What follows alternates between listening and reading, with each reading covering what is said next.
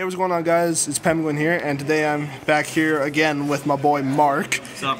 And tell us, Mark, what deck did you play today on this fine Wednesday? As you can tell, Marincess was the deck of choice today. The signature spice. So, Water Wednesdays, realistically. Perfect name. It's gotta be. So with the deck, we want to play 3 Seahorse. If you don't play this, you're playing the deck wrong. It's a recursion monster. You normal summon it, you go into Blue Slug. Blue Slug lets you grab the hand, you special it to a Link Zone, you go into Coral Anemone with both of them, then you get a Link 3 with this back in your hand at the end of the combo, off of 1 normal summon. Absolutely ridiculous. That's pretty nuts. I'm playing the 1 copy of Sea Star. It's not good, but it's another searchable copy, a searchable target off of Silent Mining. It came up once when I sided it out that it would have helped me win the game. Unfortunately, I didn't have it, and I did end up losing it because I would have been able to go over a 3K body with my Marincess Marbled Rock because I had Mistar.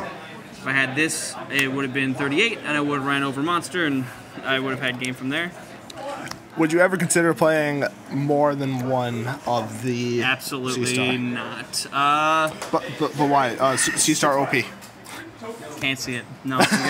Even though you can use it twice per turn to bring it up by 1,600, it's not worth it. Not worth it. Go ahead, say whatever you want. So we got 3 swap frogs. We're playing this frog engine. So we got 3 swaps. Frog with a PH. Yeah, you go. You know it. 3 dupes and Smart 2 boy. Ronins. So obviously this is the best ratio. Well, Ronin Toad, I was trying out 3, but he felt too bricky because you can just recur everything, so it's not the end of the world. But yeah, I like it. I like it the way it is. You need it for right now because the frogs subsidize how much. You don't have a lot of in-archetype advantage cards. Like, you will get them in Chaos Impact, but right now you just don't have a lot. So using frogs and Paleos, which I'll get into later, really helps you, run through certain decks. My hand trap lineup was pretty simple: 3 Ash, 2 Ogre. I was thinking about playing Veiler instead, but Ogre hits more than it hits a lot right now. Ash is a staple; you gotta play it.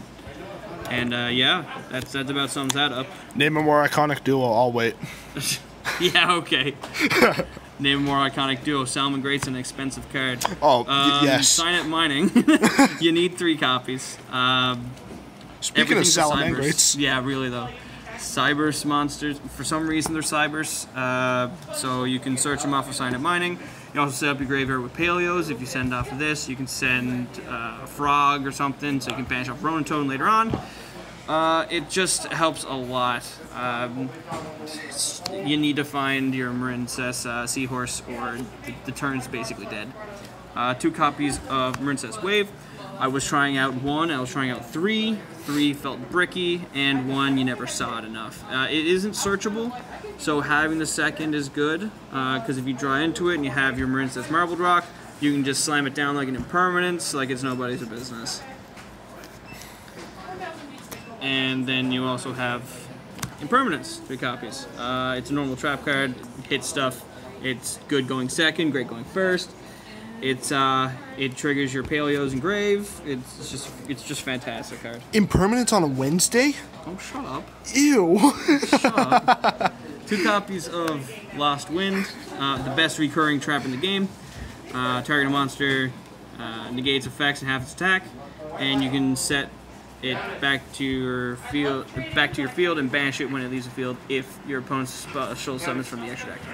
So there was actually one time where I could have won if I used Lost Wind at the right time, but because I didn't, I lost. F in chat. Yeah. Can we get an F in chat? It's one of the reasons I got 2nd at a 3-1 instead of 1st at 4-0. Yeah, that was my 1 loss.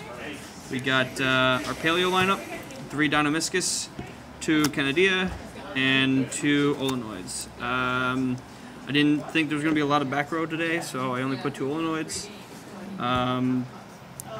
Booking something is pretty free, and targeting Banish, there's not a lot of decks that plus off of Banishing except for Thunder Dragons, and I wasn't thinking of seeing them today. Aren't the Paleozoics kind of like kind of like Shade Brigandine in a way. They are, but Shade Brigandine specializes himself from the field, where, say, if you activated, let's say you had this on field and this in your graveyard, if you activated this card, you could chain the effect in grave to special it, and then this would go to grave. Like, it's a once per chain effect. So now you wouldn't be able to do, like, if you had multiples of these, let's say you had these in the grave, you'd have to choose one to special. You can't special all of them. That's not too bad at all now, is it? No, it's a lot. It's really good. It really helps with the deck. Helps with grind game and getting more monsters. Also goes into our XYZs that we'll go into in a moment. And last for the main deck was Solemn Brigade with 3 strike, 3 judgment. Judgment's too good not to play at 3. They shouldn't have brought it back to 3. I keep forgetting that he's back at 3, man, and back it at kills 3, me. and it's a bad idea. It kills me. Strike is still fantastic. The 1,500 life points means nothing if you're shutting them down from their big boy.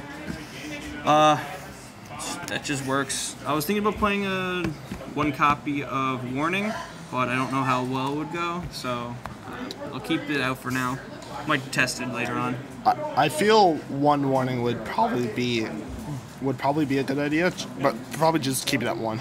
It's one of those things that I'd rather have 3 Judgment than a Warning in there, because Judgment just hits more. Yes. And if it's at 3, you may as well just not play Warning. Honestly, that's true enough. Yeah. Alright, so Link Monsters going into the extra deck. We're looking at the Marincess lineup of 2 Slug, Busted. 3 Anemone, Busted. and 2 Marbled Rock.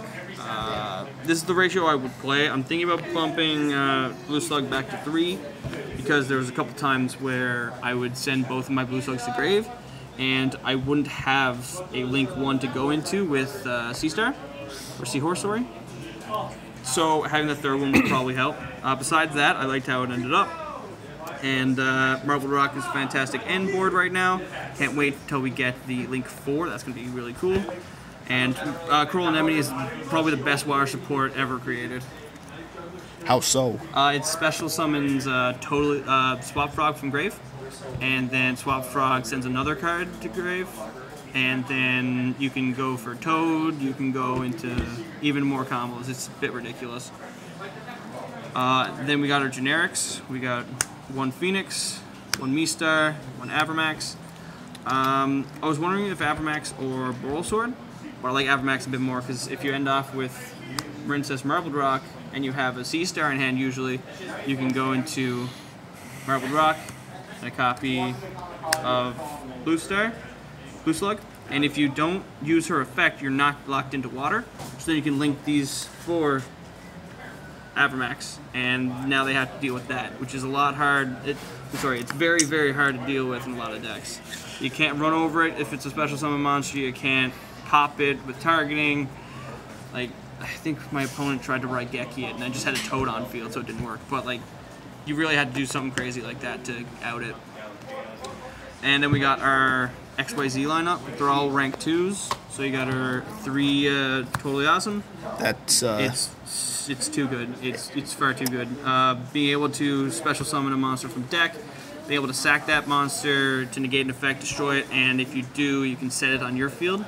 I ended up setting a copy of Crackdown today, which I used for myself. That was really fun.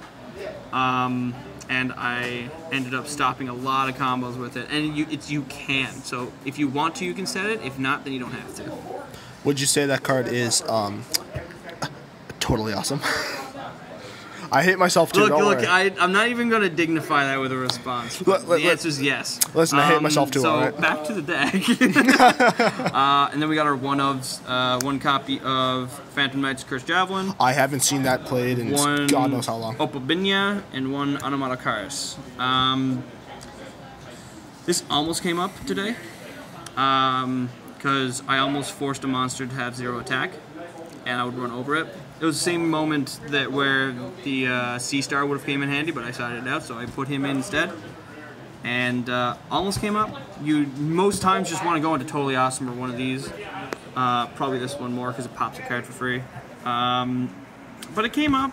It didn't do much of that, but it's